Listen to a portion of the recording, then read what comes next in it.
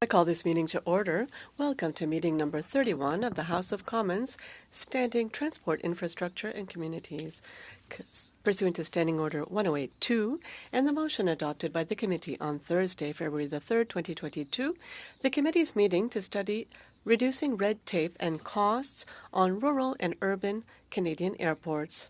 Today's meeting is taking place in a hybrid format pursuant to House Order of November 25, 2021. Members are attending in person in the room and remotely using the Zoom application.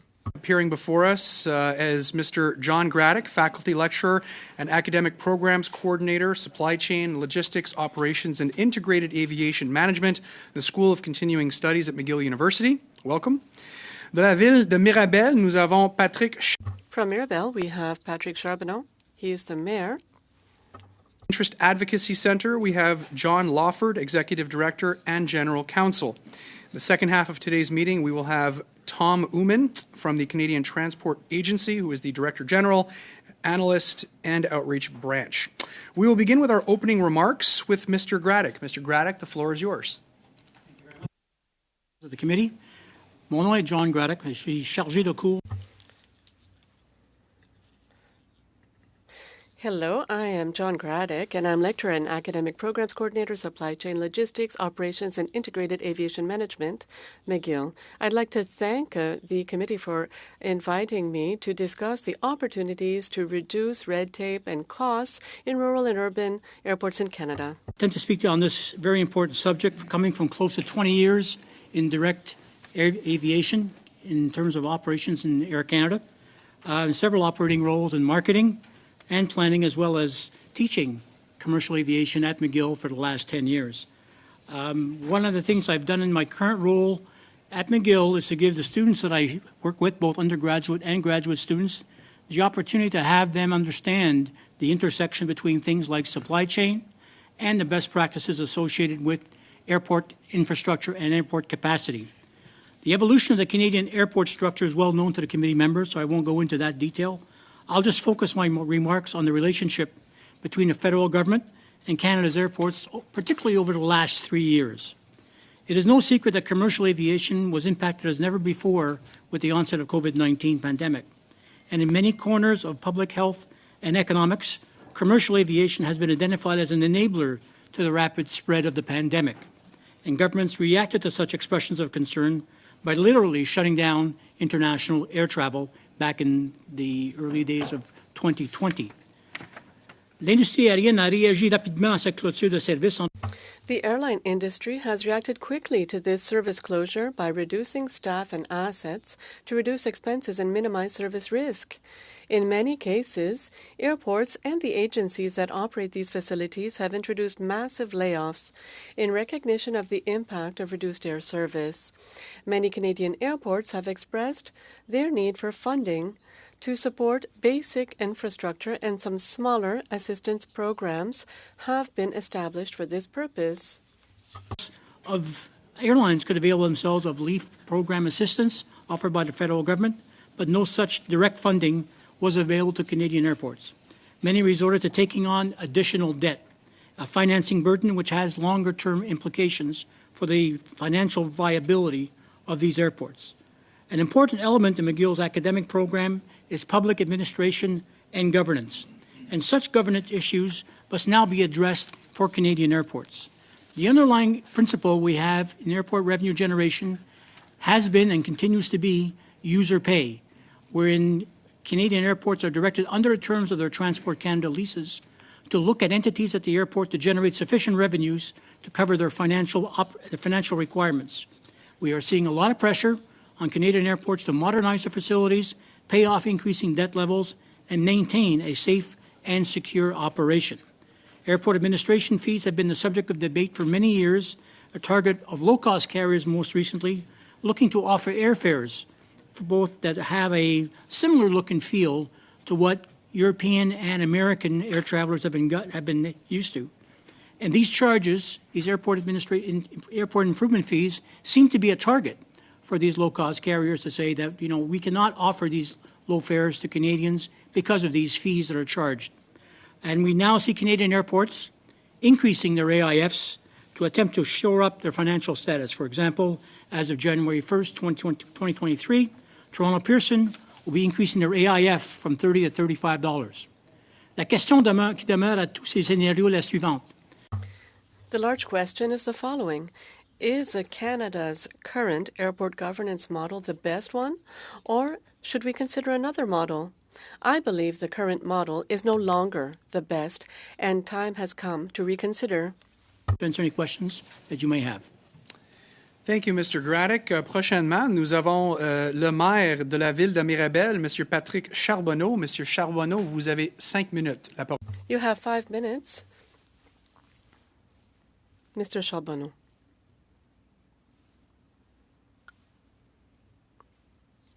Mr. Charbonneau, the floor is yours. Yes, we hear you now. Thank you. Sorry about that. Thank you for listening to me today. I'm going to provide a short history of what has happened. So in 1969, Mirabel was chosen by the federal Liberal government to become the international airport, and we had a lot of direct and irreversible impacts for our citizens and the development of our municipality. This airport was built over 5 years at a cost of $500 million.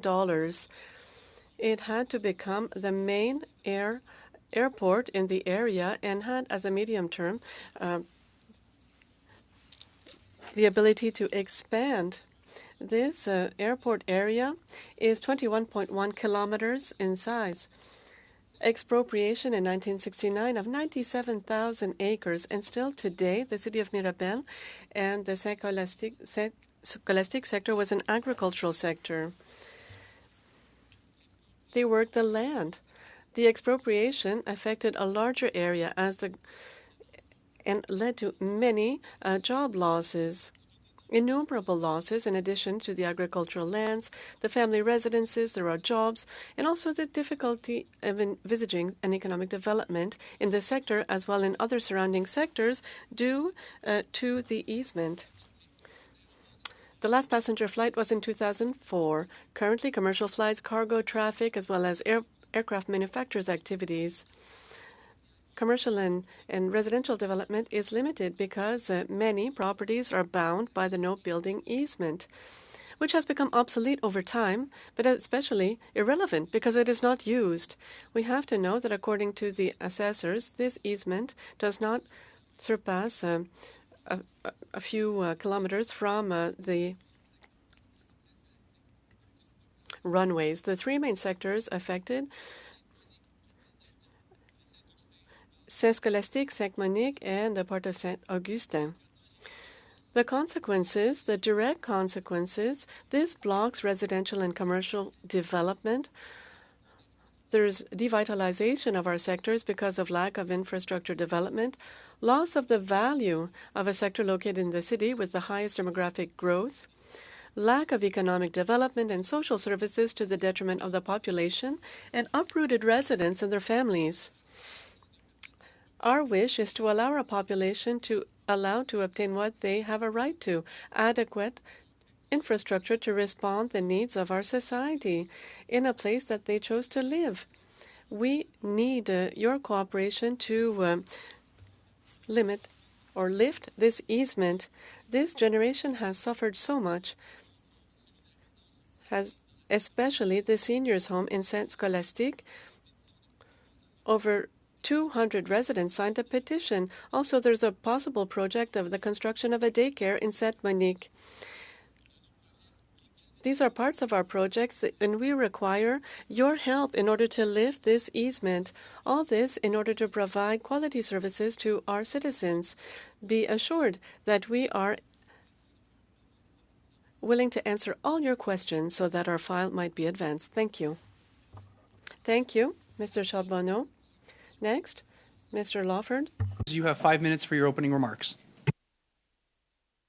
Mr. Chair, honourable members, my name is John Lawford. I'm the Executive Director and General Counsel at the Public Interest Advocacy Centre here in Ottawa, PIAC is a national, not-for-profit and registered charity that provides legal and research services on behalf of consumer interests, and in particular vulnerable consumer interests, concerning the provision of important public services. PIAC has been active in the field of passenger protection, air passenger protection, and policy for 20 years. The air passenger protection regulations are not red tape. Removing or amending them will not ease airport delays or reduce travelers' frustration. The APPRs are hard-won redress and fairness for the flying public. Modern air transportation regulatory schemes throughout the world have such rules, including the EU and the UK. There is currently a problem with a backlog of consumer complaints at the Canadian Transportation Agency, that's the CTA. There are somewhere between 16,000 and 20,000 that are about a year old. This backlog is in due part to bad timing. The APPRs were proclaimed just before COVID-19 in the fall of 2019. However, it has always been the position of PIAC that the APPRs were going to generate a backlog. The CTA's facilitation, mediation, and adjudication streams within a quasi-judicial formal framework is a ridiculous approach to dealing with high-volume, low-value consumer redress for such routine and unfortunately now chronic issues such as flight delays and cancellations. A better model is a dedicated administrative complaints agency with a regulatory overseer for systemic issues.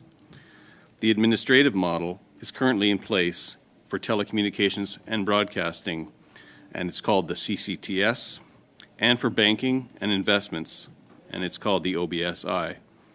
The federal government should not abandon the APPRs, but should remove them from this formalistic, tariff-like adjudication process. We also note that consumer baggage complaints cannot be solved through changing or improving the APPRs. The APPRs effectively say nothing about baggage. Due to the Carriage by Air Act, the Montreal Convention stipulates that compensation for delayed or lost baggage must be contained in the domestic tariffs of the aircraft carriers. This means that consumer frustrations with baggage can only be solved with a directive to the airlines to meet a minimum standard in their tariffs, either from the Minister or the CTA. PIAC also wishes to underline that the present APPRs are under attack by the airlines. First, by styling all crew shortages to be safety cases. WestJet has appealed the CTA to the Federal Court of Appeal, the issue being whether staffing is within the airline's control, and therefore, if the safety exemption to the APPR's compensation for delay or cancellation can be applied by the airline or not. We note that in the European Union, under the passenger protection regime there, staff shortages must be planned for and compensation must be paid, with the implicit message to airlines not to schedule flights for which it cannot manage the labor supply. Second, major Canadian as well as U.S. and European carriers, along with IATA, are challenging the entire APPRs, at least for international flights, at the Federal Court of Appeal as well, as conflicting with the Montreal Convention. This committee can and should, by contrast, express its undying support for the APPRs despite its growing pains and challenges. Consumers do need them. Moving now to airports more specifically, Canadian airports are fragile. They are largely a hybrid of public-private, and COVID-19 has exposed the fragility of this model when the usual flow of commerce is interrupted. Likewise, CATSA and NAV Canada are privatized emanations of the entire airport matrix, and they face sudden economic pressures during a financial downturn like COVID. Short of renationalizing these entities, we are resistant to these parties all pointing the finger at each other, and we wonder whether the minister might come in and help. Finally, we note that major airlines fired or retired workers during COVID-19, and they made their own labor shortage despite taking large CEWS amounts that were intended to keep staff on the payroll. Most of the airlines also took some of the money offered as bailouts, and not WestJet, and Air Canada did take amounts only for consumer refunds, but they were not required to rehire or to be ready to restart at the level that we see at airports now. This money only supported their balance sheets while COVID requirements faded away. I thank you and look forward to questions you may have. Thank you very much, Mr. Lawford. We will now begin with our first round of questioning, and to get us started, we will have Mr. Muse. Mr. Muse, the floor is yours. You have 6 minutes. Thank you very much, Mr. Chair, and thank you to our witnesses both here in the room and online for your testimony today. The study, of course, is focused on reducing red tape and costs in our airports in Canada, and so I want to bear that in mind with this line of questioning. And, Mr. Braddock, I'd like to draw upon you've got 20 years of experience in the sector, operations, marketing, now teaching is what I've heard. So I want to draw upon that experience because I think we'd be remiss if we didn't hear some more testimony that's going to add to our study. So first of all, you mentioned a new governance model, and with the frame of mind of how do we reduce red tape, how do we improve costs, efficiency for Canadian travelers and of course the carriers themselves. Maybe you can elaborate a bit more on that and what should we be including in our recommendations. The issue that is really important that we try to understand that we have airports that are major drivers of economic growth in this country, that we do need a strong and financially viable airport system to make this thing work. And I think it's important that we have a way in which we can in fact sustain the current state of the airports, but more importantly invest in airports and have airports become a key vehicle in terms of growth and sustainability of the Canadian economy. If I look at other models around the world in terms of how airports are financed and how airports have been able to sustain growth and invest in infrastructure, there has been a significant amount of private money been put into the system, whether it's share capital, whether it's concessions. We even have large Canadian funds, whether it's pension plans or whether it's Ontario Teachers, that are major investors in European and Asian airports that basically are there to basically support the growth and invest in airports. We don't have such a vehicle in Canada. The vehicle in Canada for airports is really debt-based and user pay. And I think we need another vehicle for the need that we need within the airport environment in order to grow the airport structure that we have and to renew the airports. The other thing is on smaller airports, we have hundreds of smaller airports. And the problem with the smaller airports that we have is that there is no real funding mechanism in the airport infrastructure to basically renew that infrastructure base, that capital base that we have in smaller airports. So that's where the other governance model that needs to have some way of, in fact, looking at how do we, in fact, invest in smaller airports infrastructure to maintain their viability and improve their infrastructure. Thank you for that. Certainly in my own constituency, the Hamilton International Airport is located, and it's certainly a key driver in our local economy and regional economy, and certainly one of the major cargo airports in the country that's growing very rapidly and is full in essence because of that lack of forward planning and investment. Thinking back to, and I know that we can't judge the situation based on just the last few years, but obviously there's problems that are choking our airports. I mean, Toronto, of course, being deemed the worst airport in the world, is an embarrassment for all Canadians. So, the delays, the baggage mayhem, all of the issues that we've seen over the past summer, what would be your vantage point at what's choking our airports and how do we get out of that and move forward? Well, I think what you're seeing at Pearson and what we saw at Trudeau Airport, Montreal, is really not lack of infrastructure.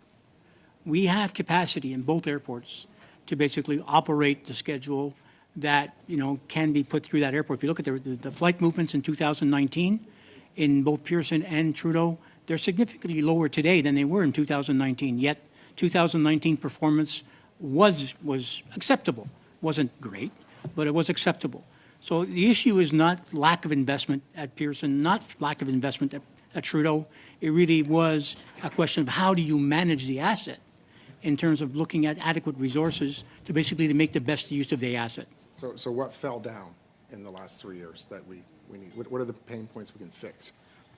Well, I think it's pretty obvious that, when we talk about, February, March 2020, when industry was shut down by government policy, The airlines, the airports, the air nav people, everybody basically shut down their staffing, released people in order to save their P&L, their operating line. So now passengers are coming back in droves, and we do not have the capacity, people-wise and operating-wise, to be able to support that growth, and that's where it choked off in the spring of 2020. So thinking about, your 20 years of experience, if there was one piece of red tape that you could cut immediately that would have a significant impact, what would that be? Well, I think that when you're looking at the airports and how the airports work today, and is there anything in their administrative practices that would have resolved the problem that we have seen? I don't think there's. I think the only thing that was missing really is the authority by the airport to basically manage the demand of their services and understanding what is the infrastructure capable of handling, and for them to basically exercise that responsibility and that accountability and basically say, there's only so much that we can handle through this airport, and that was not happening. Thank you very much, Mr. Muse. Next, we have Mr. Iacono. Mr. Iacono, la parole est à vous. Vous avez 6 minutes. Merci. Mr. Iacono, 6 minutes. Thank you. And thank you to the witnesses for being here today. My question is for Mr. Gradek. It seems that the airlines were simply offering too many flights, more flights than the system was able to handle during the summer. You were quoted this summer as saying, and I quote, Pourriez-vous nous en dire plus sur vos commentaires? could you tell us more about these comments that the airlines were very greedy? Mais c'est bien, je les prends en considération. Microphone, please. Microphone, please. So the plan for the spring and summer of 2022 is that we saw that the airlines saw the demand. And to respond to this demand, airlines decided that they would go ahead with an increase in the amount of flights being marketed. With this increase, airlines did have the planes, they had the pilots, and they decided to exercise their commercial efforts to go ahead with flights that they were operating in order to meet the demands being made by the passengers. So they published an aggressive schedule, and this was published on the market without being aware of the capacity that they had within the airports and the capacity that was being provided by airlines themselves. So this is why I wonder why did they respond to this demand with such a huge increase in capacity? When you're talking about flights, are you talking about international flights or regional, local flights? Both, all the flights. They were very aggressive, especially internationally, but this was for all services, domestic and international flights. Now, with regards to the congestion issues that we saw during the summer, do you have any international examples of countries or of airlines that better manage the situation? And if so, which ones? And what can we learn from them? If we look at aviation globally, everyone went through a very interesting period where they were trying to see what was the capacity and what was the impact on service.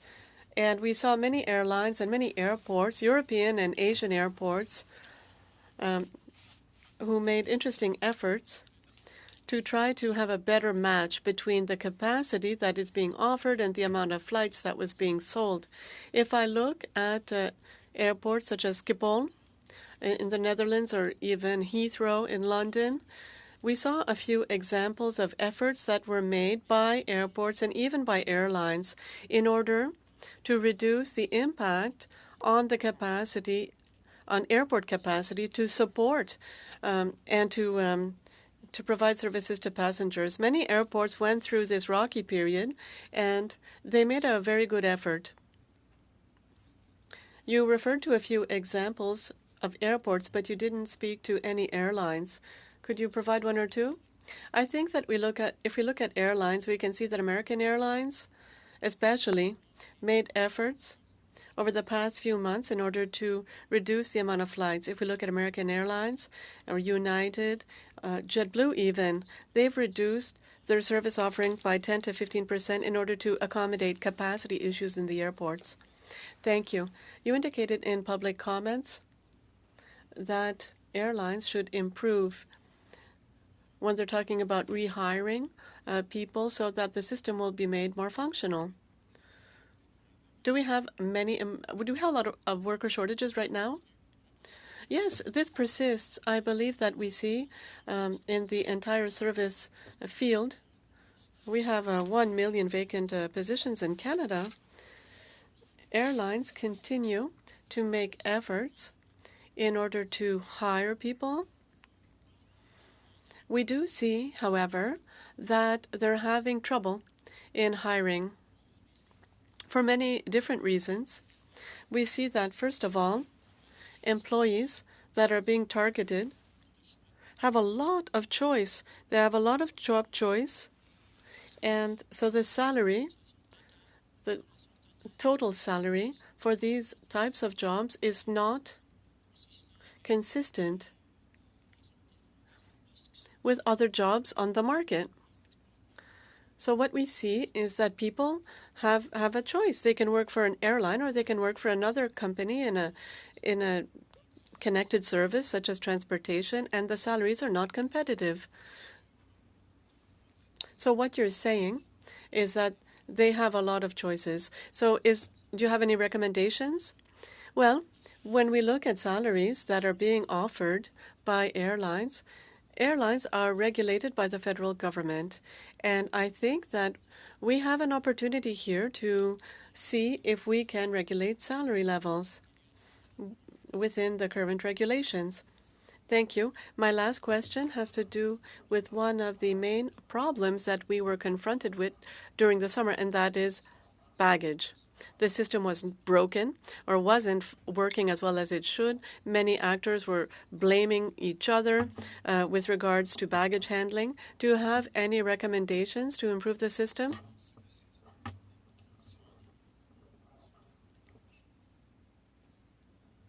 Microphone. With regards to baggage handling, government regulation is not really a solution. I believe it's within the airlines themselves. They have to see what methods they are using for baggage handling. There are many technologies that airlines and airports can implement in order to improve baggage handling. But the huge problem this summer was staff shortages and lack of experience of the staff that was there. Thank you very much, Mr. Iacono. Next, Mr. Garon. 6 minutes, Mr. Garon. Thank you. Thank you for having me here at the Transportation Committee. I'm going to ask my questions to the Mayor of Mirabel. You talked about the huge easement that's been ongoing for 40 years, and this is hindering economic development for Mirabel. We understand that a certain period of time this easement was implemented. Can we think that the evolution, the history, and the reduction of use at the Mirabel Airport have made these easements superfluous? Yes, of course, we can make a quick comparison if we look at the airport that became totally useless, but was demolished in order to reduce the maintenance costs and also to some constraints of this easement are useless, and also it's hindering development. We're taxed, but our land use is frozen. We don't think it's fair. If things had gone as they should have, we would have understood, but now it's not the case. So we have to improve and evolve. Saint-Scholastique was already a city center. All the doctors, the lawyers, the notaries, the professionals were there. And today, it's no longer the case. We would like to come back to this sector as it was before. If you talk about Synergie Mirabel, you're at Saint-Scholastique. This has to do this is seniors housing, and this is in the middle of a downtown in a built sector. There's a post office, federal buildings, and now for 6 years you're trying to authorize the building of senior home, but the process is very difficult. It's not the fault of the government, the administrators. It's because of this easement. So when we see these huge timeline, do you think it would be worth for us to act proactively, to look at all of the easements so that in the future we're no longer stuck with these administrative delays and that we're not doing catch-up piece by piece? Well, yes, of course. This project is a concrete example. It shows the entire issue around easements and situations that can occur. It is totally illogical that the closure of the airport didn't then lead to a total revision of the need to have aeronautical easements. The citizens, the city of Mirabel is under this federal control without any justification, any explanation. The administrative burden makes it so that people are leaving because they're not able to implement services for our citizens. For you again, I'm going. This is a very, very striking example. There are other examples in Sainte-Monique and elsewhere, construction issues. But when I go to Saint-Scholastique, where this project was supposed to happen, I don't hear any noise. I don't see any airplanes. Even journalists that came were not able to see that there was any type of risk. There's construction on the other side of the road, a few feet from there. Do you think that this is a strange situation? Do you think that Mirabel is in a unique situation among different cities in Canada with regards to this type of strange situation, quite frankly? Well, if we're unique, I don't know if we're unique in Canada, but one thing is for sure is that we are hugely impacted when it comes to all these easements on our territory. And I'm insisting on this. We are seeing the devitalization of our sectors because we are unable within this white zone. I'm not talking about agricultural zone, but a white zone within our urban perimeter. This is part of the plan for development of Montreal that allows for us to develop these zones. But because of what we've been talking about here, all these easements, we cannot. And once again, we see an exodus of our citizens. They want to live there. They want to stay where they grew up in Mirabel, but they have to be resigned to leaving. When we talk about right zone, that means a residential zone. If you're a municipality in these same circumstances, you could build residential units. Also in Sainte-Monique, am I right when I say that there are some circumstances where you want to build houses in already built houses, and then people realize when they go to the notary that there's an aeronautical easement and that they cannot build, where there's no airport, in fact? Well, yes, it's illogical. There are some lots that are in white zones where you're allowed to build, and we're supposed to develop because we're part of the Montreal metropolitan community, so we should be able to offer adequate housing in that is being required of us, but there's no impact. It changes absolutely nothing to be able to build between two houses that are already there with the same regulations, the same bylaws, but all this because there's this aeronautical easement. Unfortunately, we're not able to. Do I have any time left? 15 seconds, Mr. Garon. So you think that there would be a way to withdraw some of these easements so that it would be totally safe for passengers, for residents, for also with regards to noise levels? You think it would be possible? With the change of vocation of the airport, now it's only for freight and cargo. We see a reduction in busyness. There's no issue. This could have existed in the past with a vision of the future for the airport, but as we know, that was not the case. So we don't see this huge noise. Thank you. Monsieur le Maire, merci beaucoup. Monsieur Garon. Thank you, Mr. Mayor. Mr. Garon. Mr. Backrack, the floor is yours. You have 6 minutes. Thank you, Mr. Chair. And I'll begin perhaps with Mr. Lawford, and I found your presentation very interesting. I believe you touched on the fact that over time we've seen several aspects of air transport at airports privatized or moved into arm's length, bodies that are arm's length from government. Could you speak to whether, in your opinion, that has served the traveling public well, that shift towards greater privatization? We haven't done an in-depth study on this, but our general position at the Public Interest Advocacy Center is that public services delivered directly from government are often more efficient. They have no profit motivation, and therefore, when they are ready to step up when there are challenges like COVID-19, where there's a social reason for delivering the service. Also, smaller airports have unique challenges. It's very similar to the telecommunications system, where the return on flights, if you will, is lower, and therefore some government support doing it through the airport, whether it's NAVCAN or whatever CATSA used to be prior to that, would have been better served if it had been, done by the federal government as an airport with less involvement. And I hear Mr. Gradek saying that investment in the larger airports might be necessary from the private sector. I'm not sure. I think it's a matter of priorities for the government. So, thank you for that. We hear from the airports that they feel like the user pay model is not appropriate.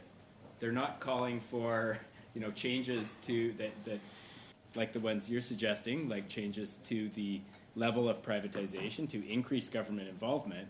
What they're calling for is, in my view, is keeping the current governance model but increasing the public subsidy so that those companies are able to benefit from it. What's your response to that proposal?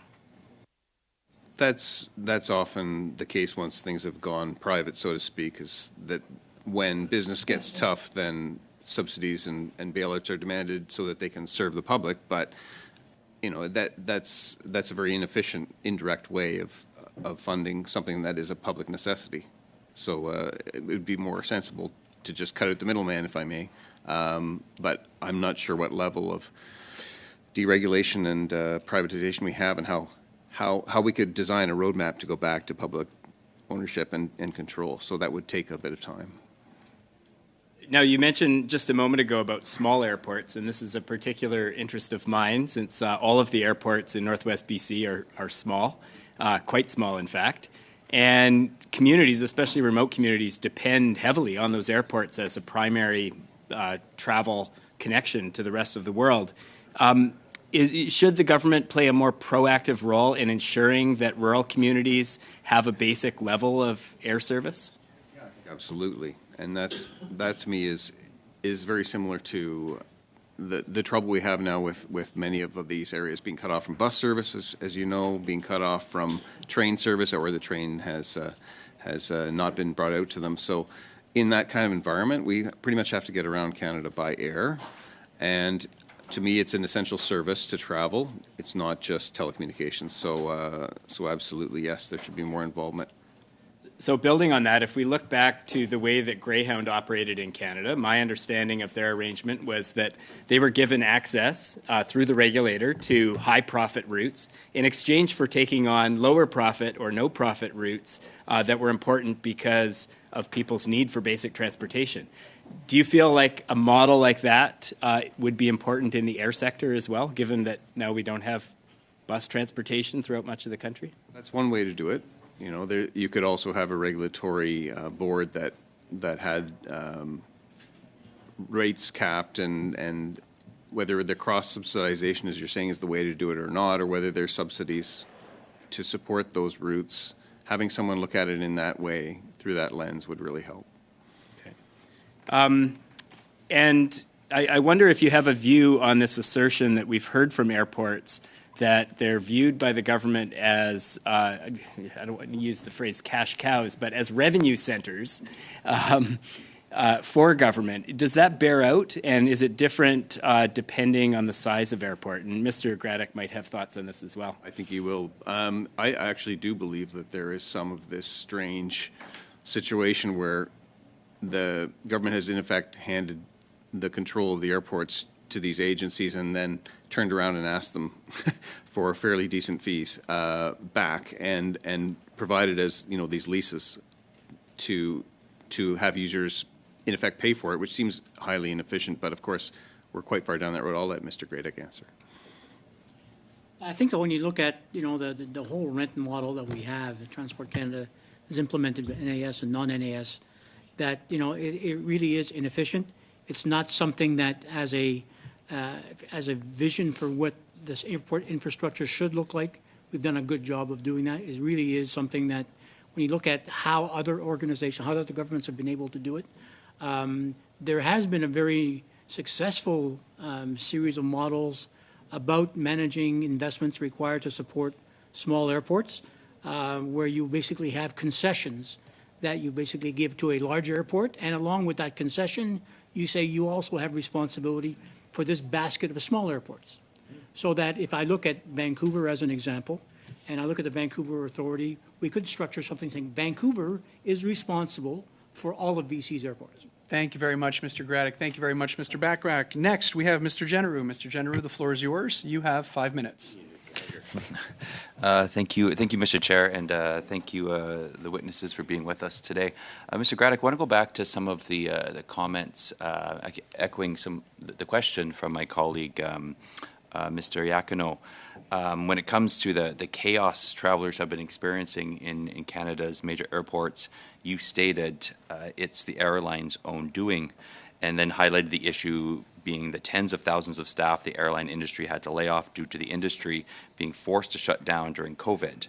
And many in the industry have stated that these layoffs were mostly due to the little or no financial support by the government and strict COVID measures and long-lasting mandates. So my question to you, can you elaborate on how this chaos of the airlines is its own doing, and perhaps how they could have avoided the layoffs given the hit the industry took? I don't think I wanted to say that the airlines could have avoided the layoffs. The layoffs were an absolute knee-jerk reaction to basically revenue being dropped and people not being allowed to fly. And so if you have an infrastructure of 40,000 employees at Air Canada or 30,000, 20,000 at WestJet, and there's nobody flying, you got to cut your costs somehow, some way. So they parked hundreds of airplanes, and they laid off tens of thousands of people, which was a normal reaction to basically save their profit and loss statement. So the question now becomes, what did they do to basically try to recover those positions when they decided to go back and have flights come back into play in the spring of 2022? And that's where you had a situation where the airlines just basically ran out of time, ran out of effort. The industry had all kinds of shortages of staff, as they still have today, and they just overextended themselves in terms of putting out too much capacity, too many flight schedules for the resources that were available either at the airlines or at the airports.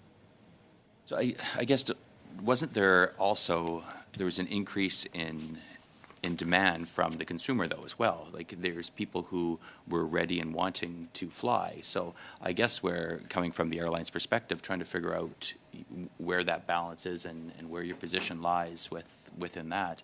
I think this is an unprecedented pandemic that we all experienced, of course, but getting where that balance is. I use the term revenge travel quite a bit in my public statements over the last year. That people were, in fact, waiting to get to travel, and there was a lot of pent-up demand. And then when the airlines saw all of those vaccination requirements disappear, they saw all of the requirements for quarantines disappear, they said, well, now people are going to want to travel, so let's just flood the market with flights and see what happens. And guess what? The flights sold out real quick. So by March, beginning of April, those flights were flying in July, August, full.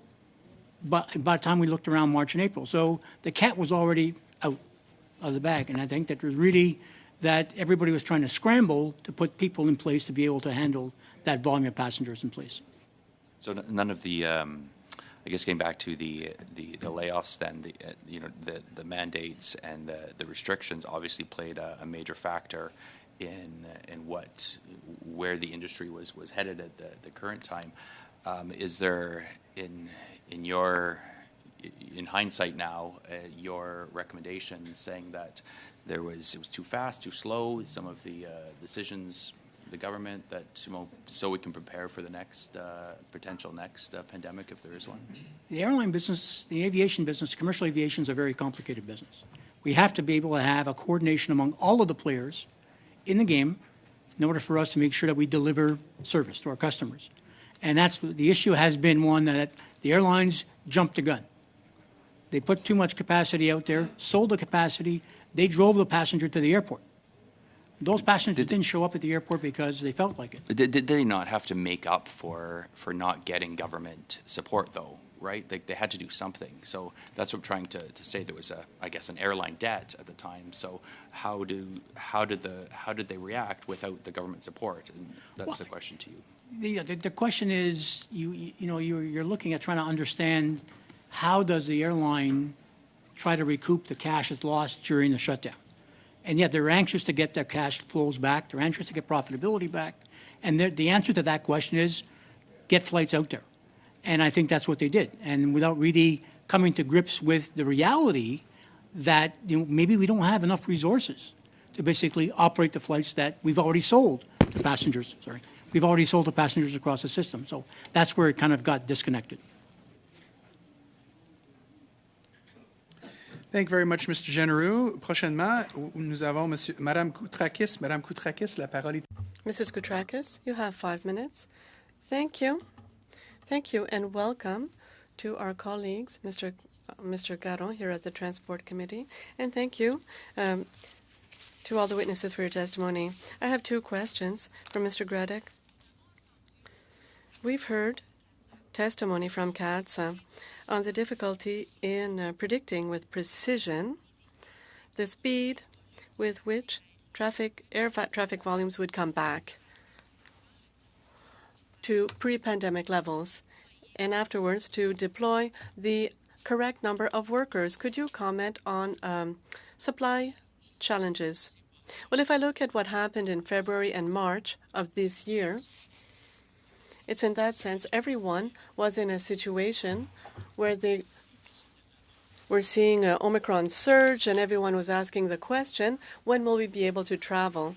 In February and March, we could see that everyone was seeing that the public health authorities was saying that the worst is over, and so we can eliminate a few constraints. And then airlines started with CATSA and the airports to say, this is what we're going to offer. These will be our operations, and this is what we expect as flight levels. They didn't really have an idea as to passenger levels, but the volume was evident end of March, April. And so then the facts were put before the agencies and the authorities, and wow, surprise. And all of a sudden, people had to be hired. And it takes time to hire people, to train people. It takes 12 to 15 weeks for training and to be able to have people able to function in the workplace. So people were purchasing flights, and the speed at which people were purchasing flights surprised everyone. And we needed a few weeks and even a few months to make sure that we had correct staffing levels. So in what measure would it be possible for the air sector and the government to propose a detailed economic recovery plan, given all the uncertainty around the pandemic over the past 2 years, including a certain amount of false starts that were sabotaged by recurring waves of COVID? Well, yes, it was a lack of coordination. There was an apparent lack of coordination. When we look at what happened with the airports this summer, it's apparent that there were many agencies involved in air transportation, and we saw a lot of finger-pointing within the aviation sector and different agencies, and there was a lack of taking of responsibility in making a decision on what would be the volume of passengers and what would be the volume of flights suggested for airports. And that is why, with this lack of decision-making and this lack of coordination, we saw the state of the airports. And now it's improved a little bit because we have a reduced amount of passengers. But the peak levels in June, July, August, it was really crazy in the airports because airports were literally congested with passengers. Some commentators have suggested that the air passenger rights regime in Europe is stronger than the Canadian one. In your view, is that the case, and how so specifically, and how are they different? Thank you very much. The European regulations are a bit stronger in the sense that whenever there's a junction point, if you will, where the airline position, which is more limited, or the consumer position comes before the regulator, they take the consumer position, and then they're backed up by the European courts. So, for example, with the entire regime was also attacked in Europe in the same way that IATA is going after our airline passenger protection regulations. And the European Court of Justice upheld the scheme in the face of the Montreal Convention in Europe. Still a question here whether our courts will. But the regulator in Canada has tried to, most recently with the safety issue, take a harder line. They maybe don't have as much authority as the regulator does in Europe. Thank you very much, Mr. thank you. Lawford. Unfortunately, we're out of time. Merci beaucoup, Madame Koutrakis. Prochainement, nous... Thank you. Mr. Garon, you have 2.5 minutes. Thank you. I have a question for the Mayor of Mirabel so that we can understand the scope of this easement, this aeronautical easement in Mirabel. I'd like for you to illustrate the size. Well, it's hard because on the maps, we're not really able to determine this with great precision, but we're able to see that it's very large. So if we look at the 97,000 acres that were expropriated at the time, we can compare that with about 70,000 football fields that would be impacted by this easement. 70,000 football fields. So Mirabel is a municipality that has the powers of an MRC, given its size. Could you tell us how the existence of this very large easement impacts with the different type of jurisdictions that you have? How does this impact your work at the MRC? Well, it has to do with one of our jurisdictions, which is development.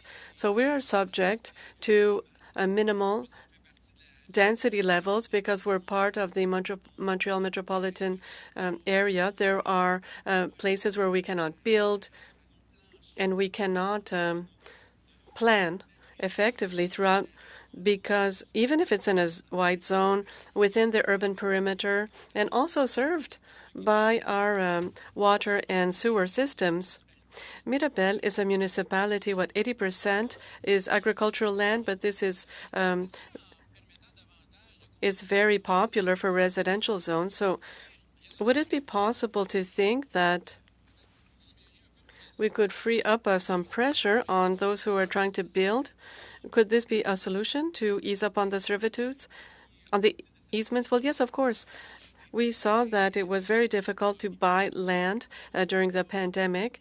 We have land on which we can build, on which we can develop and are served. And so this is an urban sprawl. We're not building in the agricultural zone, but in the zone where we are authorized to build.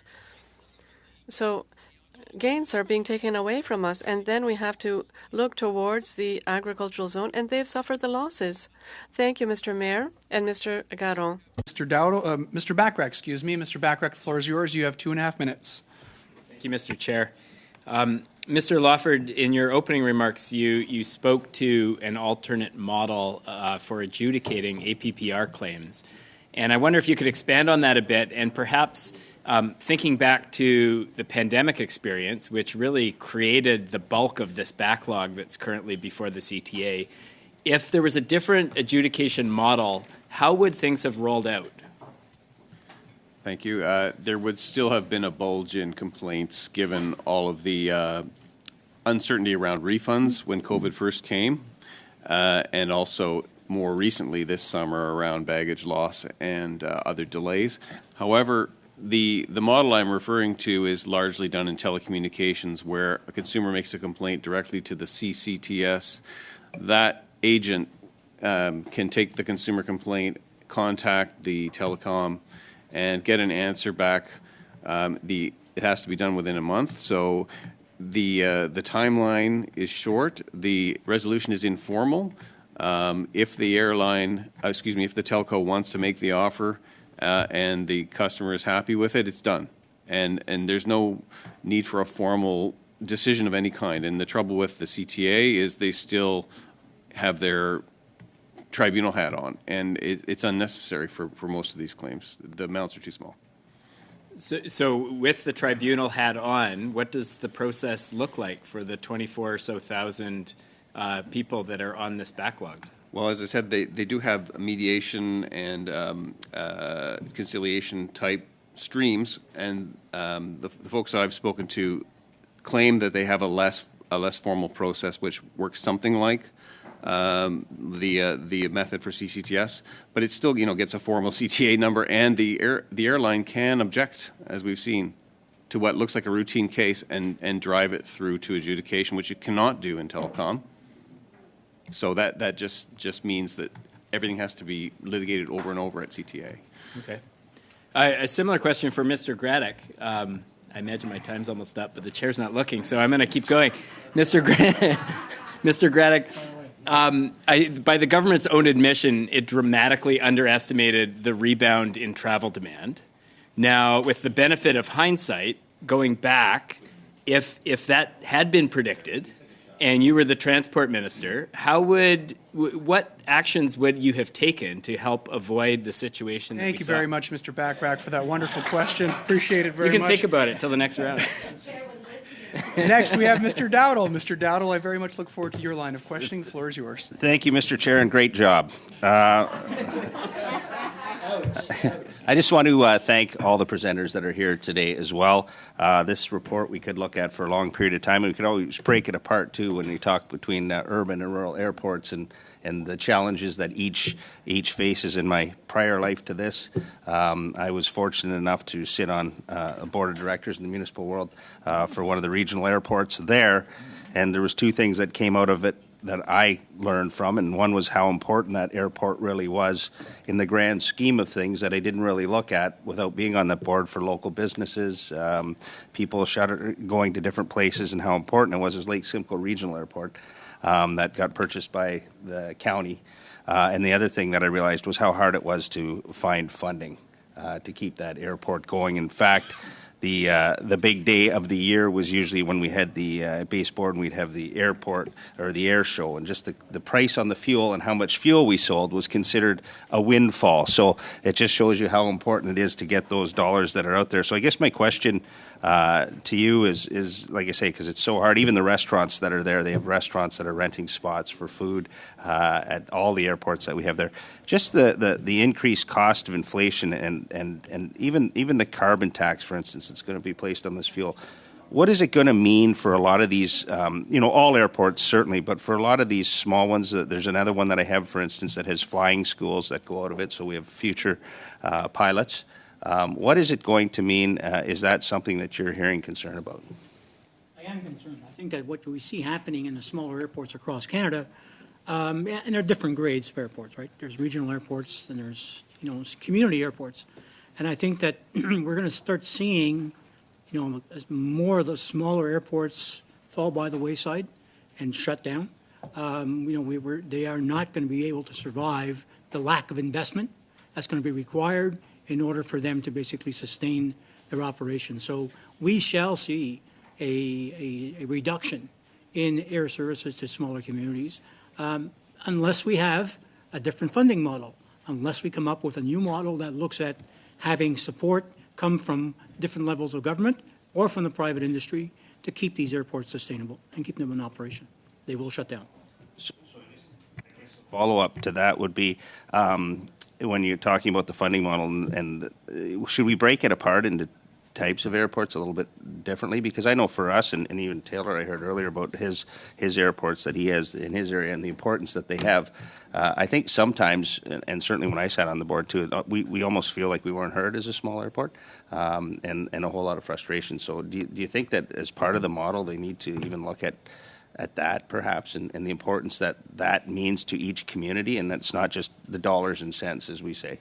Well, I think, as I mentioned earlier, air transportation is a fundamental right in this country. And it really is something, if we value our fundamental rights, we have to value air transportation as being part of those fundamental rights. And I think it's important that we have a policy of making sure that that infrastructure that's there to support that fundamental right is in place, and that we do have the investment required to make those airports fully functional. And where the money comes from is a debate. We'll have that debate at a certain point in time, whether it's coming from government, whether it's coming from the private sector, whether it comes from the operators. What I know right now is that the system is broken for smaller airports, and we need to do something quickly. Exactly. To your point, quickly. So the time frame is extremely important for a lot of these places across Canada right now. It's not going to be decades. It's going to be years. And I think that we're going to start seeing smaller and smaller airports tend to shutter down. The user pay model for these smaller airports, and as much as the federal government has put in the capital allocation program for smaller airports, it is nowhere near enough. What could they do immediately now, though, for these small airports to make sure that they continue? A lot of times we seem to help after the fact.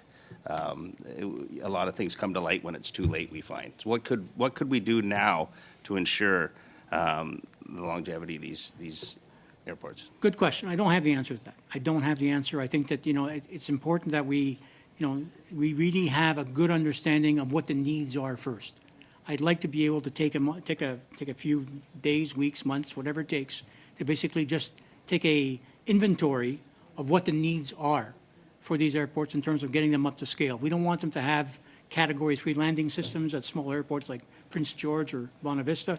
I think we're looking at what's the minimum level of service that we should be offering to these smaller communities, and the airport infrastructure to support them. And probably no increase in any fees at this particular moment. Thank you very much, Mr. Dowdle, and thank you very much, Mr. Graddick. Last up for the first hour, we have Mr. Rogers. Mr. Rogers, the floor is yours. You have 5 minutes. Thank you, Mr. Chair, and thanks to our guests for being here today, all three of you. I've listened with great interest to Mr. Graddick's commentary today, to many of the questions that were asked, and I'm not sure where I want to go with this, but anyway, there's a couple of questions I'd like to put to you. Of course, we know what happened with COVID and the shutdown of the industry and the opening up again, and the nightly news items about long lines at airports and lost baggage and pile up in airports, not only in Canada but around the world. So it was quite a mess. Our government, though, got on the record say, provided some tremendous support to the airline industry, up to the tune of $1 billion in different forms through CERB and wage subsidies and bailouts to airlines and so on. So let's not have a misconception about that. The regional airports, I fly into one at Gander in Newfoundland. We're pretty pleased with our government. Now we responded to their concerns and issues of trying to survive. So there were a lot of good stories, but there were a lot of problems. And there still are, quite frankly, some problems. And we know I must say you characterized it and very well. I share many of the views that you've presented here today. So with all the massive problems for travel and the long lines and all these things, there's been a lot of finger pointing all around. And so conspiracy theories about, why the problems occurred. So my question for you is, was the federal government deliberately being targeted by PR campaigns as the main cause of these delays so that other players in the system could avoid responsibility? And if so, How much do we know about these PR strategies? Well, I'm not going to make the simplified assumption that it's a PR strategy, but my comment will be trying to understand the finger pointing that was going on and trying to understand, the root cause of the problem. And that's where I got a little bit concerned listening to the debate going on in terms of people trying to figure out who's taking responsibility and who should take accountability for these issues that we're facing. And I think, it may not be a structured PR campaign, but there was significant offloading of responsibility taking place by the airline industry in terms of pointing the finger. And I sympathize with the Minister of Transport when he basically made the statement that it was not his responsibility. He had no intention of telling the airline industry how much capacity to put in the marketplace. And that was a very, very bold statement on the part of the minister to say that, which tends to me to say there has to be a process and a system in place for some adjudication in terms of how do we decide how much capacity and how much service do we have to actually have to be able to support in the system.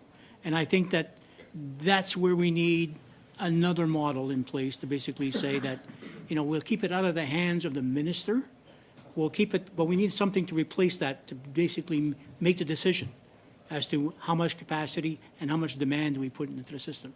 It wasn't working this year. Okay, so we saw other countries retain and rehire employees by increasing salaries quickly over the summer. Did something similar happen in Canada with the airlines and airports, or can poor wage growth be partly be blamed, I guess, for the lack of rapid hiring? I'm not sure if wage growth, the question is the industry, the world of services industry today is highly competitive.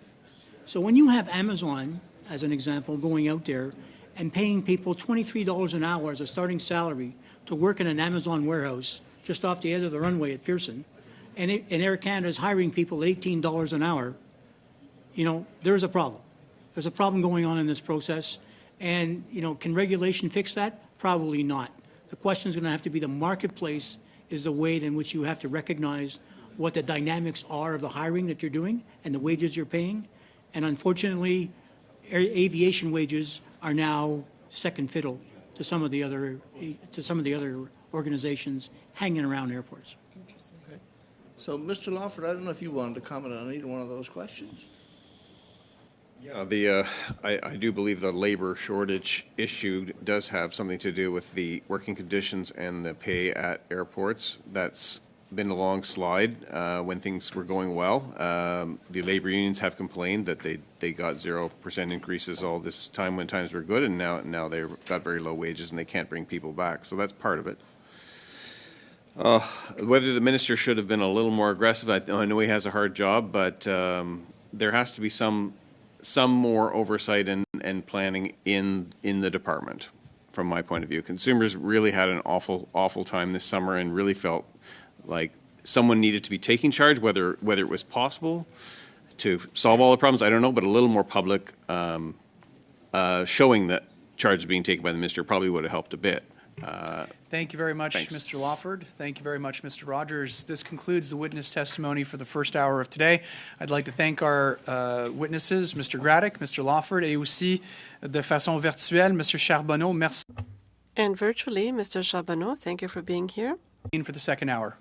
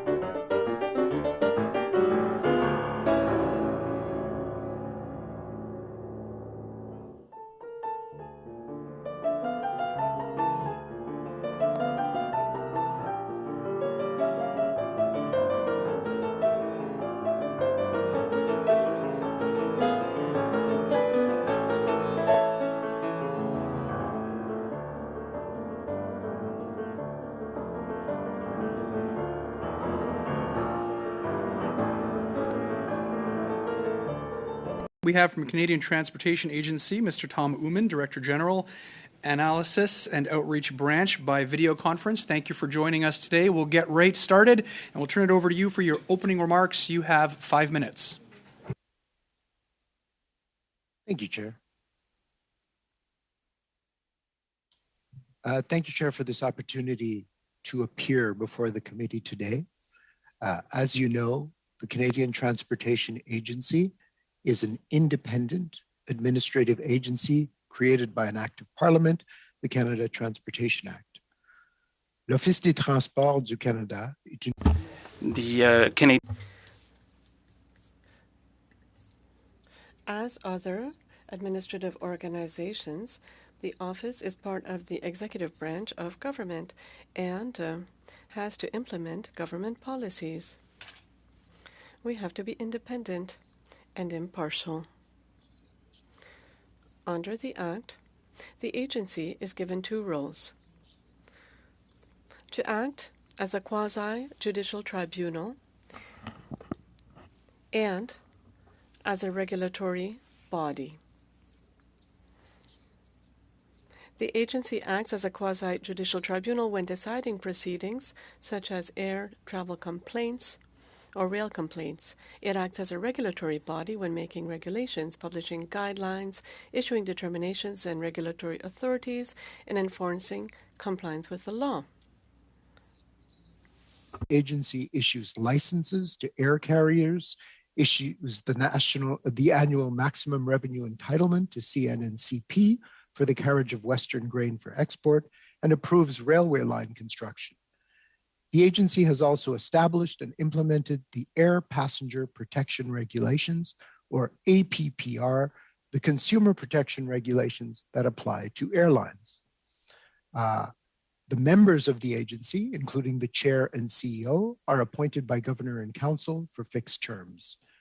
The members are supported by a staff of public servants like myself, who assist the members in their decision-making roles. I understand that this committee is on ways to reduce red tape and costs on rural and urban airports to make air travel more affordable and more accessible. The agency's formal role with respect to airports is limited to accessibility for persons with disabilities. With respect to accessibility at airports, the agency has established the regulatory framework and is responsible for enforcing that framework and helping to resolve passenger complaints, including through the formal adjudication of complaints by the agency acting as a tribunal. Indeed, one of the agency's core mandates is to protect the fundamental human right of persons with disabilities to accessible transportation services. In 2019, the Accessible Transportation for Persons with Disabilities Regulations, or ATPDR, were registered, with the majority of its provisions coming into force in 2020. Some more complex provisions were phased in over 2 years, with the final provisions coming into force this past June. That's June 2022. The ATPDR applied to large, federally regulated transportation carriers in the air, rail, marine, and intercity bus modes, as well as to the terminals located in Canada that serve these carriers. Air terminals and airports are subject to the ATPDR if they have emplaned or deplaned more than 200,000 air passengers in each of the 2 preceding calendar years, or are located in a national or provincial capital. With respect to air terminals and airports specifically, the ATPDR addresses key issues such as personnel training, as well as issues that were previously addressed through older regulations or codes of practice, such as the provision of wheelchairs, accessible self-service kiosks, as well as requirements for portable lifts, ramps, or stairs necessary to board an aircraft. The ATPDR also addresses issues that had been raised through consultations and through the agency's complaint adjudication process, such as the requirement for curbside assistance and service dog relief areas on the secure side of a terminal. With some exceptions, such as those just mentioned, the technical provisions for air terminals are forward-facing. This means they apply to modifications made to existing equipment or facilities and to future procurement. In these cases, there's no requirement to retrofit existing equipment and facilities. Smaller airports that are not subject to the ATPDR are nonetheless subject to older provisions in the existing personnel training for the assistance of persons with disability regulations and relevant provisions of the agency's 6 voluntary codes of practice. En plus de l'ATPDR, in addition, to the PDR, the agency the Accessible Transportation Planning and Reporting Regulations under the authority of the Accessible Canada Act. It applies to all regulated entities that are required to meet any accessibility-related regulations. They require the accessibility plans and progress reports to be published on a 3-year cycle, and that persons with disabilities be consulted on them. To assist regulated entities and within the implementation of the ATDPR and the ATPRR, the agency has created resources which has been made available on its website, such as guidance material models, training videos, and so on. So Our line.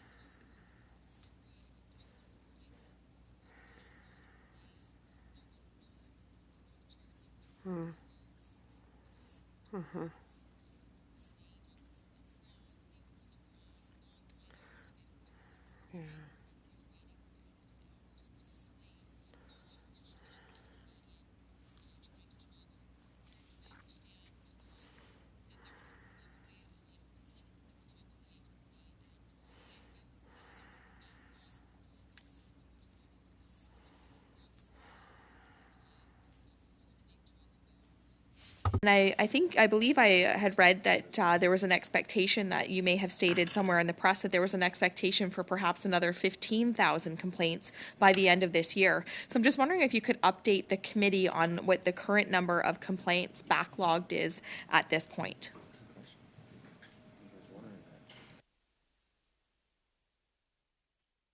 Thank you for the question, Chair. At the moment, our backlog is about 25,000 complaints. As was noted, over the summer, the number of incoming complaints to the agency was high. Since then, the pace of complaints has slowed down somewhat, but indeed the current backlog is about 25,000 complaints. Thank you very much. That's a huge number, and I'm not surprised by that after talking with people who've had missing bags, whose baggage and luggage was either piled up in airports waiting to be found, whether they couldn't get through to an agent at an airline trying to find their baggage, their lost baggage, or if they had to wait in extremely long lines to even speak to an agent. I know many Canadians faced a lot of these obstacles and a lot of frustration. So it's no surprise to hear you say that there's over 25,000 complaints that are backlogged right now. My next question would be, was there any specific government action or inaction that perhaps prolong the suffering of Canadian travelers to grow these complaints?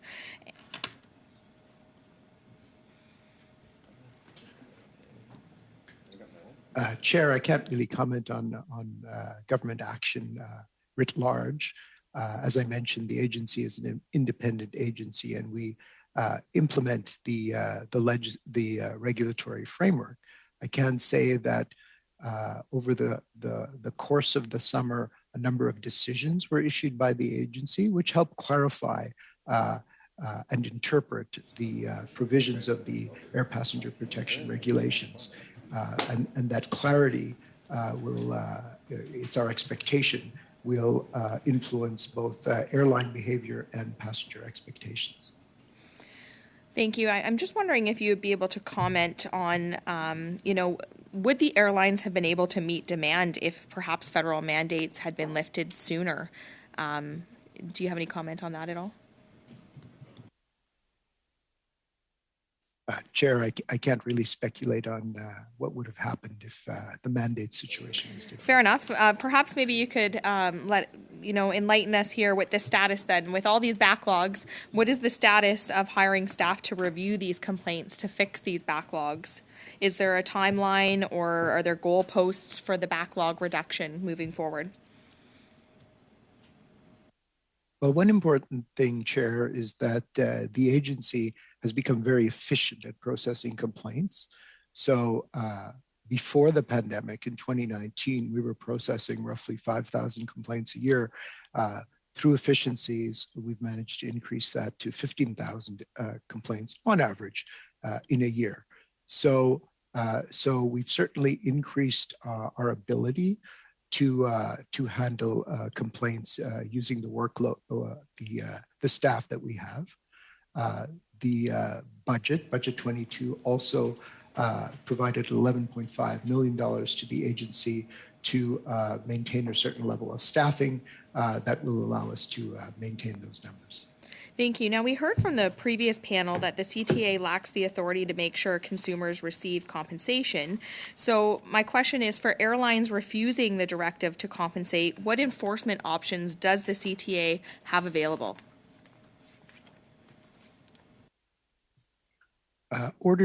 Chair, orders of the agency to compensate passengers are normally followed by airlines unless the decisions of the agency are appealed, in which case there's an appeal process and the appeal process follows its due course. But at the end of the day, airlines are required to follow the orders of the agency. Thank you very much, Mr. Oomen. Thank you very much, Ms. Rood. Next, we have joining us virtually Mr. Hanley. Mr. Hanley, the floor is yours. You have 6 minutes. Thank you, Mr. Chair, and to my committee colleagues for allowing me to intervene on an important issue related to the economy and viability of smaller airports and airlines, and I think an issue of particular relevance for rural Canadians. As you're aware, Mr. Oomens, one of CTA's core mandates is to make sure our transportation system runs efficiently and smoothly in the interests of all Canadians. So I bring to you the issue of interline connections for smaller regional airlines. And my example here is based here in the Yukon, the proud home of Air North, which provides regional air transport around the Yukon, as well as carrying Yukoners south to destinations such as Vancouver, Edmonton, Calgary, and seasonally to Ottawa and Toronto. Whitehorse Yukon is also serviced by major carriers, including Air Canada and WestJet, so that passengers do have a choice of carrier. It's worth noting that Air North is a locally owned and operated airline with substantial investments in local employment and ground crew, flight crews and pilots, maintenance, a call center for reservations, so employment opportunities as well as local training and capacity development. And Air North even has an acclaimed flight kitchen based here in Whitehorse. A robust local airline means successful investment and therefore sustainability in regional airports and the local economy. Now, an interline agreement allows passengers to book connecting flights without issues, hopefully. They don't need a second ticket, even if you have to change airlines. So if you wanted to go from Toronto to Whitehorse, you book one ticket, one itinerary, even if changing air carriers along the way. So for ease of travel, ease of moving baggage, and for maximizing airline capacity and efficiency, it's a sensible consumer-focused measure. And according to Air North CEO, Joe Sparling, he says from every community in Canada that gets scheduled air service, residents should be able to get to any other community or even outside the country as seamlessly and affordably as possible. And that's not the case now. In fact, a previous iteration of this committee called for interline agreements to be required, and that's more than 20 years ago. Agreements to better serve Canadians, particularly those who rely on routes primarily flown by or that connect with regional airlines.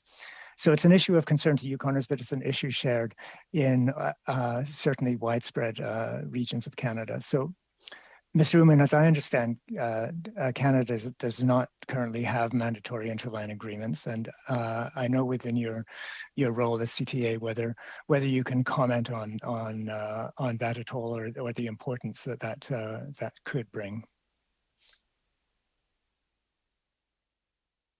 Chair, I don't really have any comments on mandatory interline agreements.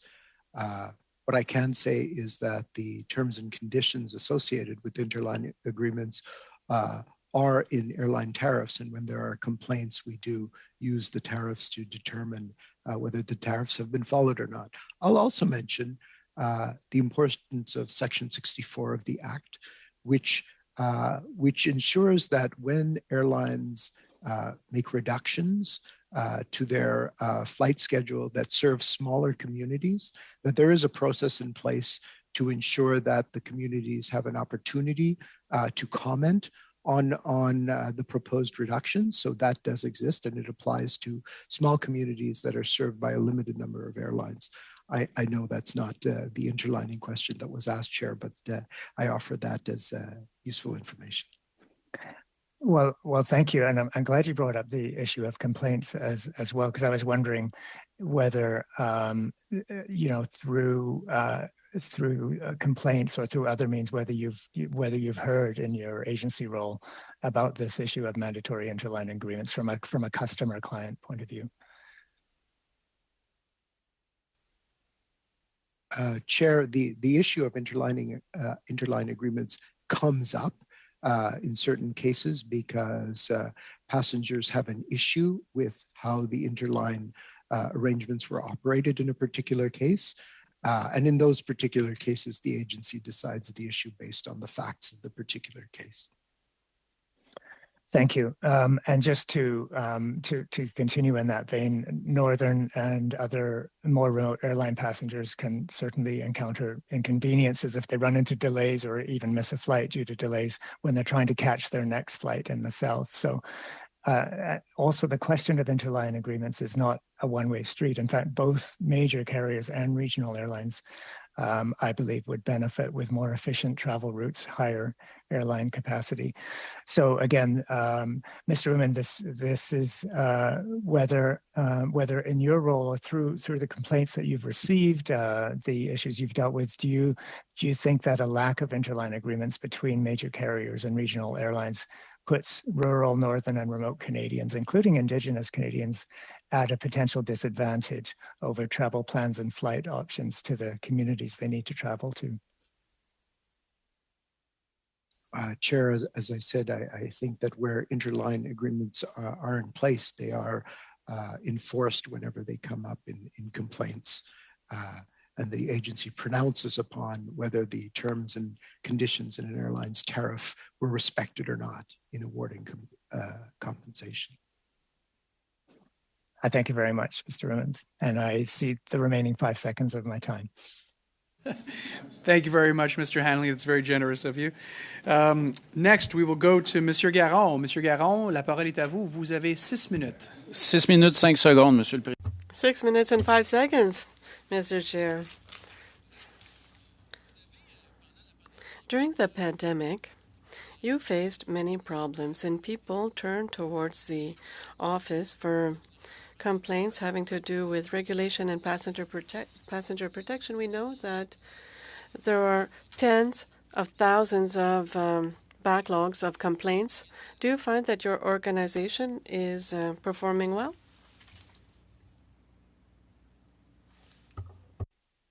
Monsieur le Président, je répéterai ce que j'avais dit tantôt. I'll repeat what I said earlier. The fact is that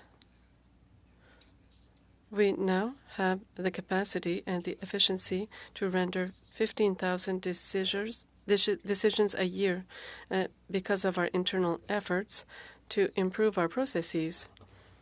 With the same resources, we used to have the ability to render 5,000 decisions a year pre-pandemic. So we have improved our efficiency significantly and our capacity to render decisions on complaints also. So the number of complaints that are not dealt with is a function between complaints that are made and those that you decide upon. If I'm 25,000 on the list, how long do I have to wait for an answer? Monsieur le Président. Mr. Chair, I cannot provide a specific number, but as I was saying, if we have 25,000 complaints waiting in the queue, and we're able to, with our current resources, render 15,000 decisions a year. So that gives you an idea, Mr. Chair, of how long this will take. If I look at the rule of 3, it means that if I'm number 25,000 and if my complaint is made today, I have to, with your current resources, wait 1 year and 8 months without having an answer. If I'm that citizen, should I have trust in your office? Do you think that's reasonable? Do you think that there's room for improvement? Room to improve. As I've said, we've made efforts within the agency to improve how we handle complaints based upon improvements in our processes. I would like to note, and I know this was brought up a bit earlier, that 97% of our complaints are actually handled at the first informal stages of complaint handling, so through facilitation and mediation. So it's only 3% of our complaints that come to us that actually get to the adjudication stage, because we've become very good at kind of getting to the core of the issue with the airlines and the passengers at the first informal stages of the dispute. And as I said, 97% of those cases get resolved before ever going into a formal process. Merci beaucoup. Évidemment, vous êtes un office indépendant. Thank you. You're an independent agency. You've repeated this a lot. I know that it's true, but nonetheless, there is a reality. During the pandemic, when passengers were not able to be respected by or reimbursed by airlines and you were overwhelmed, the government did have to rescue you. The federal government did have to step in and tell the airlines to reimburse people almost under threat. So is this an indication that you did not have the resources or the expertise necessary to do this work? Is my interpretation correct? Mr. Chair, I would say that we definitely have the expertise to handle the complaints before us, to handle our mandate. We have a deep expertise within the agency on rail and air matters, which we apply to the subject matter of complaints. As I said, we've made great strides in using the resources that we have, that we've been given. And as I mentioned, we've gotten an extra $11.5 million to the end of the fiscal year to allow us to maintain our current rhythm of resolving complaints. La nature de ma question était davantage sur l'intervention. My question was more to do with government intervention. If an airline refuses to refund me according to the regulation, it should go through you. Don't you think it's an abnormal situation to have to go through a government to have administrative justice that is supposed to be rendered by your administrative tribunal? Don't you think that this is a very abnormal situation? Monsieur le Président, nous traitons. Mr. Chair, we deal with the requests that are made, and it's true that during the pandemic, the government offered some recourses to airlines. They helped airlines to go through the pandemic. Now, did this have an impact on the complaints that were sent to the CTA? No doubt. But these are two separate things. The packages offered by the government, that's one thing, and the complaints dealt with by the CTA, that's something else.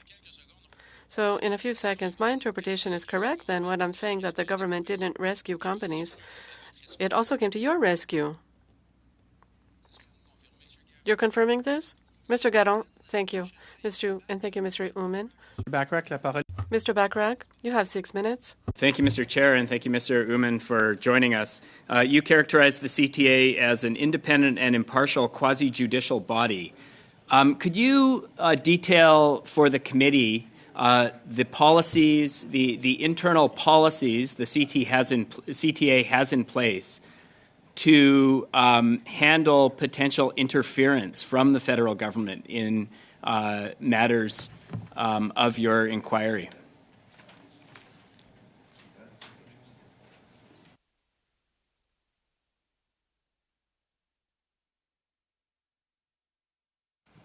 Mr. Uman, did you hear that So- question? Okay. Yes, I did. So, Thank you. are there policies at the CTA that protect its independence and that provide guidance to the personnel of the CTA to ensure that its independence is not compromised? Yes, indeed. Can you hear me, Chair? Seem to be having some technical problems. I'm just checking if the chair can hear me. There's a question here about whether we can hear him, and I don't know if he can hear us. Mr. Uman, can you confirm that you're hearing the floor audio from Mr. Backrack as well as my voice? Yes, I hear you. Can you hear me? We can hear you. Can I just turn the microphone back over to Mr. Backrack, and we'll start the clock again just to ensure that he doesn't lose the time. But I want to make sure he gets to ask that question. Go ahead, Mr. Backrack. So, Mr. Uman, you described the CTA as an impartial and independent quasi-judicial body. And my question was whether the CTA has policies in place to protect against potential interference by the federal government or another party, and to ensure that that independence and impartiality is maintained. Thank you, Chair. There are several ways in which the agency's independence is safeguarded. So the composition and structure given to the agency under the Act include several specific safeguards to ensure the CTA is not controlled or inappropriately influenced by the government or others. And then the agency has adopted additional safeguards to maintain its independence and impartiality. So some of those key safeguards include the rules regarding the selection and appointment of agency members by the governor and council, along with the Act's provisions regarding members' tenure, conflict of interest prohibitions under the Act and other statutes, requirements governing the conduct of members and employees, which are set out in our code of conduct and our values and ethics code, and are embedded in various agency practices. We have rules and guidelines and practices for complaints and determinations, which ensure a fair process. So, for example, agency members only decide cases based on the material that is filed in the record of proceedings and on which the parties have had an opportunity to comment to prevent improper external influence. There are also CTA practices when engaging with government officials, industry stakeholders, and consumer and disability rights organizations, primarily, which is that the merits of specific cases are not discussed. So with these safeguards in place, I think the agency fulfills its administrative decision-making function in an independent and impartial manner. I think that was the answer to the question, Chair. I guess what I'm getting at, Mr. Chair, is that there are documents that show that senior officials with Transport Canada were in conversations with the CTA in advance of the very controversial decision on allowing airlines to provide vouchers as opposed to refunding passengers for flights.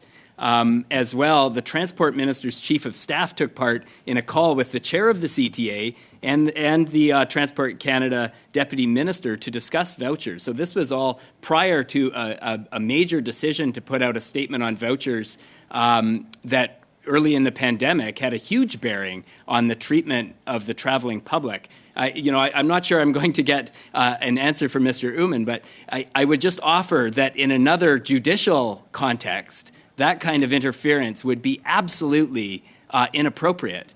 For instance, for the government to call a judge and say, hey, really concerned about the financial status, in this case, the government is talking about Air Transat, saying they're getting pressure from creditors who are pushing the airlines for cash, essentially doing the bidding of the airlines and expressing concern for their financial position. And they're doing that to a quasi-judicial, arm's-length independent agency. It's absolutely mind-boggling that was allowed to take place. And I didn't hear in the list of policies and practices at the CTA anything that protects against that kind of inappropriate interference. Now, I'm not sure how I'm doing for time, Mr. Chair, but I have one more question. Okay, The bulk of the complaints, these 25,000 complaints with the CTA, Mr. Uman, could you indicate which sections of the APPR tend to contribute the bulk of those complaints? Like many of these 25,000 are complaints about the same thing, which is, being abandoned by the airlines. Which sections of the APPR tend to come into play when it deals with delays and cancellations? So I think that was a two-part question. I'll say, to perform some of its regulatory functions, the CTA, the agency does engage with government officials, with the industries it regulates, as well as with consumer and disability rights organizations. That engagement is required by law or government policies when the CTA develops certain regulatory instruments. In other cases, in other situations, Chair, engagement allows the agency to, for example, further its expertise, to understand the transportation trends and issues that it needs to take into account. Engagement allows the agency to remain current and relevant and to competently advance its mandate, which is set out in Section 5 of the Act as part of the National Transportation Policy.